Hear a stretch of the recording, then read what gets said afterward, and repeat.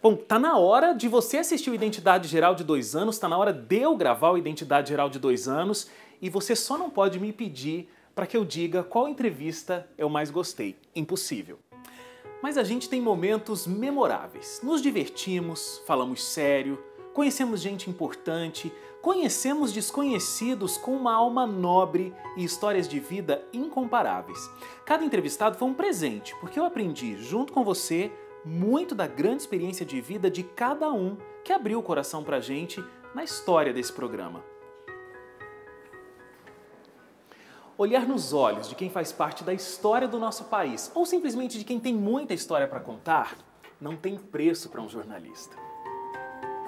Seu Takashi, dia 6 de agosto de 1945, 8h15 da manhã, o senhor se lembra o que o senhor estava fazendo? Quais eram as suas atividades nesse momento? Eu já estava nascendo. Eu estava no centro de Hiroshima andando pela rua, a 1,3 km de distância da explosão da bomba atômica. Também não sabia. O senhor estava a 300 metros de distância, 1.300 metros do epicentro da explosão. De repente, às 8h15 da manhã, tudo ficou muito claro. Muito claro mesmo. O que aconteceu? Não sei. O senhor ouviu o barulho? Nem barulho eu escutei. Só vi um clarão. Clarão. Bem claro. 10 metros da frente. Eu caí 10 metros à frente. Perdi meu chapéu e meu relógio. Foi tudo queimado. Na hora. Doutor Almino, nas eleições de 1965, eleições essas que acabaram não acontecendo, um grande favorito seria o Juscelino Kubitschek. Eu ouvi dizer que existiu um diálogo entre o senhor e ele havia feito um convite para que o senhor se tornasse o vice-presidente. Essa conversa realmente aconteceu? Houve esse convite? No meio disso ele disse, veja, Almino, eu quero, por um programa assim, ter como vice um homem que tenha uma, como eu diria, respeitabilidade da esquerda. Não um comunista, mas um homem que, sendo um progressista, participante das teses das reformas sociais, dê ao meu governo este aspecto enquanto eu faço o restante da campanha. E este homem seria você. Você aceita? Isso aconteceu. É a primeira vez que eu digo para a imprensa isso. Nunca disse isso para a imprensa em nenhum momento.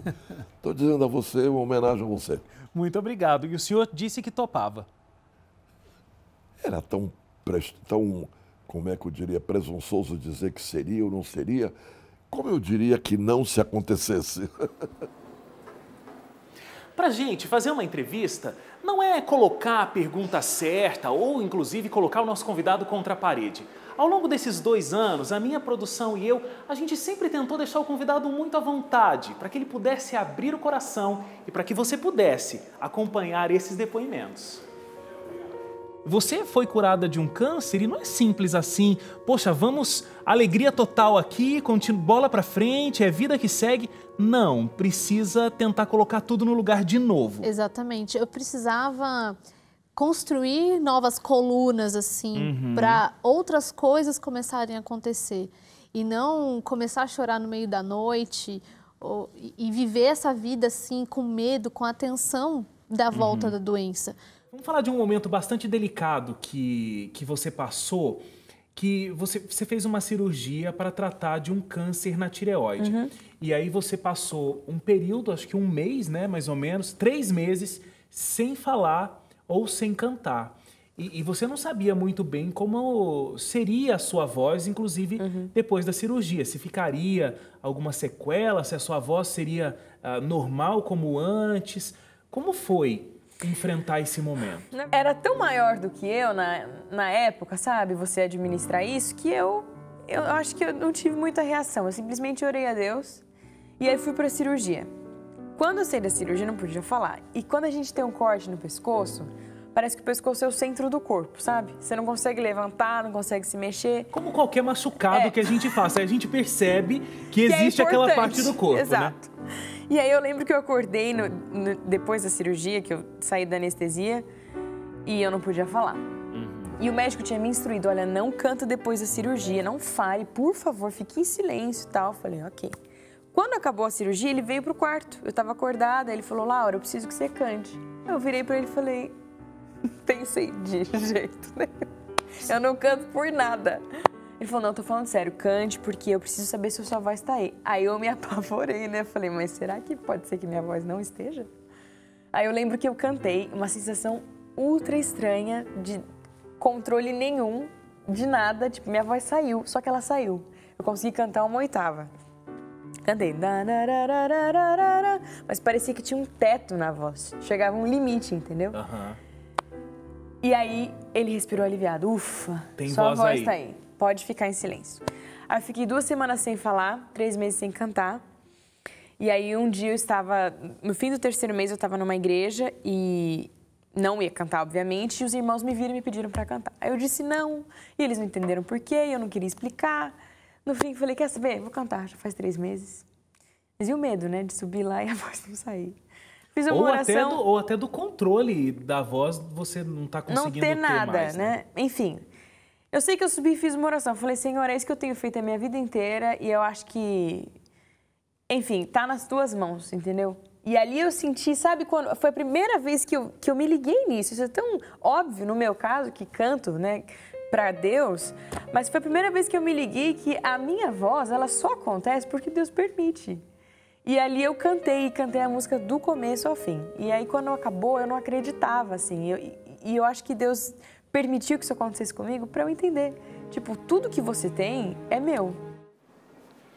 Falar com pessoas que tiveram as suas vidas transformadas acaba transformando as nossas próprias vidas. Pessoas que tiveram uma experiência intensa e negativa no passado, acabam valorizando muito mais a vida delas hoje. Ouvir esses depoimentos faz com que eu possa ter uma visão mais completa, mais ampla da vida, sem ter que passar por esses momentos ruins. Se eu te fizer uma pergunta, o que a rua, o que morar na rua te ensinou? O que você me responderia? Eu acho que me ensinou a ser gente, ser mais humano, né? Eu tinha discurso de cidadão, né? Mas acho que me ensinou a ser gente.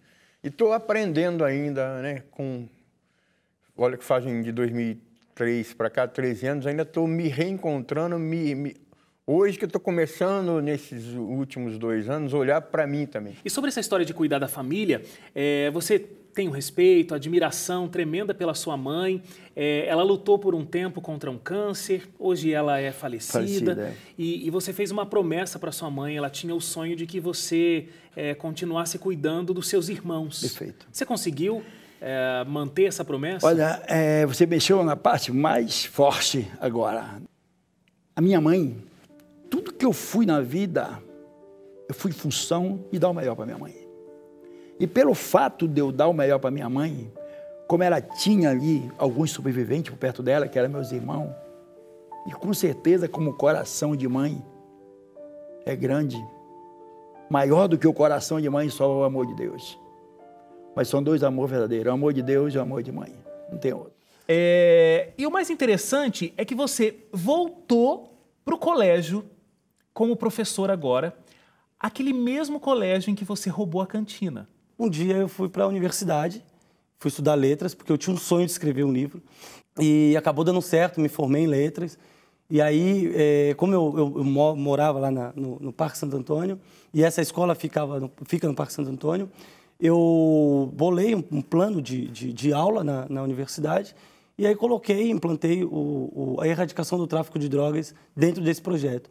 E quando eu fui lá na escola onde eu fui expulso e bati lá na janela, me receberam e falaram, Marcos, o que você quer e tal? Não tem vaga para você aqui. E aí eu apresentei o projeto e falei, mas não vim ser aluno, eu vim ser professor. Agora, o que a gente já se divertiu no Identidade Geral também não está escrito. Eu até me lembro de algumas entrevistas em que eu fiz perguntas sérias, mas que acabaram muito engraçadas. Fora todos os games, né, que a gente já fez na história do Identidade Geral. Vamos lá, mais um ou mais. Atenção para essa que é séria, hein? O mais comilão. Olha, foi fácil.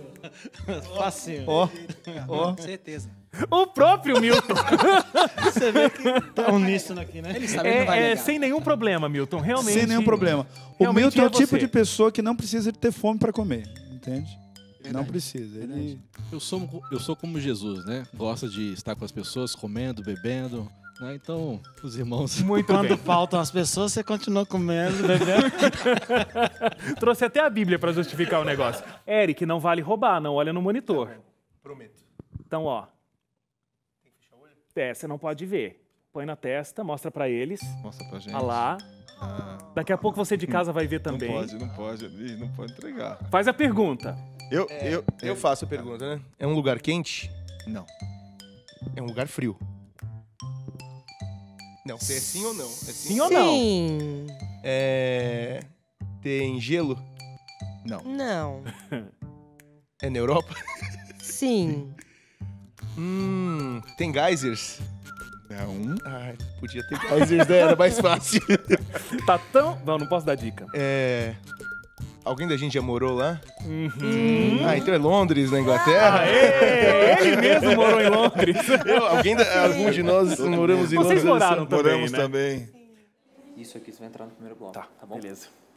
Outra vantagem de fazer entrevistas é que nem sempre a gente fala de assuntos que a gente está familiarizado. Eu, por exemplo, nunca entendi muito sobre esportes, mas conversar com grandes atletas me ensinou que o segredo deles não é físico, mas está na mentalidade campeã e na disciplina que eles sempre colocam em prática.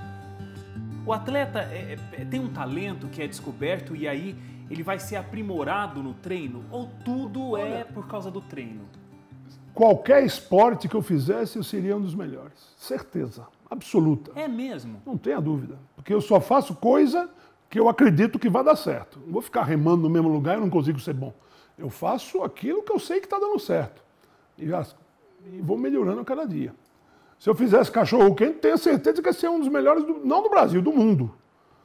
E é isso que é o talento. É você acreditar e você se sacrificar. E se superar cada vez mais. E se superar cada vez mais. Não importa onde você esteja. Qualquer área de trabalho você pode ser o melhor, desde que você se empenhe. Porque assim, o atleta ele já tem que vencer a ele mesmo o tempo todo, né? Ele tem que conseguir ir quebrando os tempos que ele faz. Sim. E é uma luta interna muito grande, eu imagino. Além disso, você tem que vencer as condições com que você treina. No nosso caso, sim, no Brasil, num esporte como o teu. Você tem que quebrar essa barreira. Alguns países estão anos-luz à frente dessa competição. Então, não é aquele momento em que você está em pé e vai fazer uma corrida de 200 metros. Não é só esse o gosto de receber a medalha. É pensar em todas essas barreiras vencidas que você teve que ultrapassar, né? Sim. É naquele momento ali, todo mundo... Eu estou representando meu país, mas por outro lado, eu estou representando a minha vida. Então, eu sei quanto que é importante você ganhar uma medalha dessa, que pode mudar a sua vida. Vai te dar oportunidade para você treinar mais, para você ter um patrocínio melhor, condições melhor de treinamento. Então, a gente corria aqui, primeiro representando o país, depois a gente corria pela nossa vida. A gente tinha ali, e sabendo, o meu treinador mesmo falava para mim, o Jaime Neto, olha, uma medalha aqui vai mudar a vida de vocês. E realmente mudou. Então, naquele momento, a gente não entra ali só para correr. Aquela competição vale a nossa vida. Então, você se entrega. Às vezes as pessoas vão para, poxa, olha que bacana, né? O cara tem tudo isso, a gente pode dizer, né? E essa deficiência severa, né? Nossa, coitadinho, ó. E olha ali, ó. Tá nadando, tá conseguindo. Pô, para ele conseguir, ele treina muito. Para eu ter essas conquistas, eu tenho que me dedicar muito a isso aqui. Tenho que nadar muito, treinar muito. Tanto quanto um atleta que não tem uma deficiência física. E quando eu digo da minha esperança, estou esperançoso, é justamente isso. Das pessoas passarem a ver, poxa, é um esporte de alto rendimento. Ali existem grandes atletas que treinam muito para poder representar o país.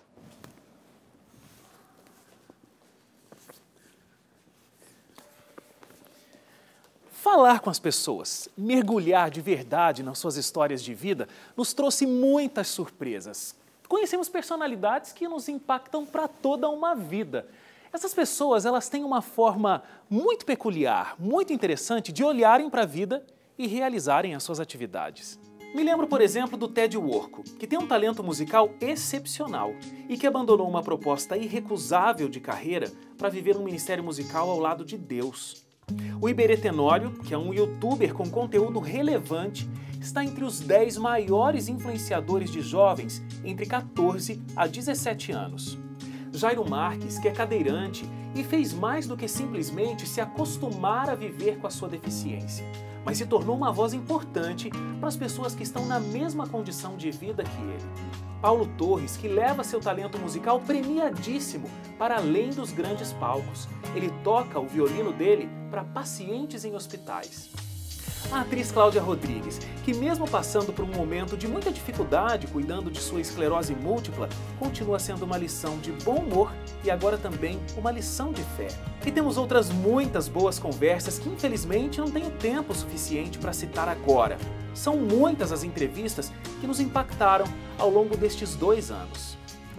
Foi muito bom relembrar, mas olha, eu tenho certeza que esse é só o início da nossa história. Vamos falar de futuro? Ou melhor, vamos falar de presente? Vamos começar o nosso Identidade Geral de 2 anos? Vamos fazer o seguinte, a gente roda a nossa vinheta especial para esse programa e eu já volto contando tudo o que vai acontecer no nosso especial Identidade Geral 2 anos.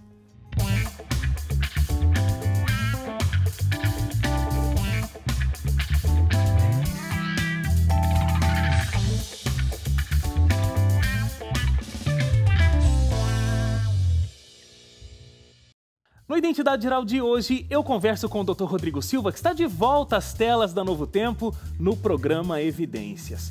E depois de conversar com tantos personagens importantes aqui no programa, nossa produção resolveu fazer algo diferente para esse especial de 2 anos. Fomos até as ruas conversar com pessoas que estavam passando pela cidade de São Paulo. Olha, ouvimos coisas incríveis que daqui a pouco eu divido com você. É o quadro Identidade na Rua. A sua participação, você já sabe, é fundamental aqui no Identidade Geral. A gente gostaria de saber o que você está achando das nossas entrevistas, quem você gostaria de ver sentado aqui no sofá do Identidade Geral. Você pode interagir com a gente através do novotempo.com/jornalismo, facebook.com/ntjornalismo e @ntjornalismo. Você também encontra a gente no Twitter e no Instagram. Estou esperando a sua participação. Vamos então para um rápido intervalo. Eu volto rapidinho com o Dr. Rodrigo Silva, não saia daí.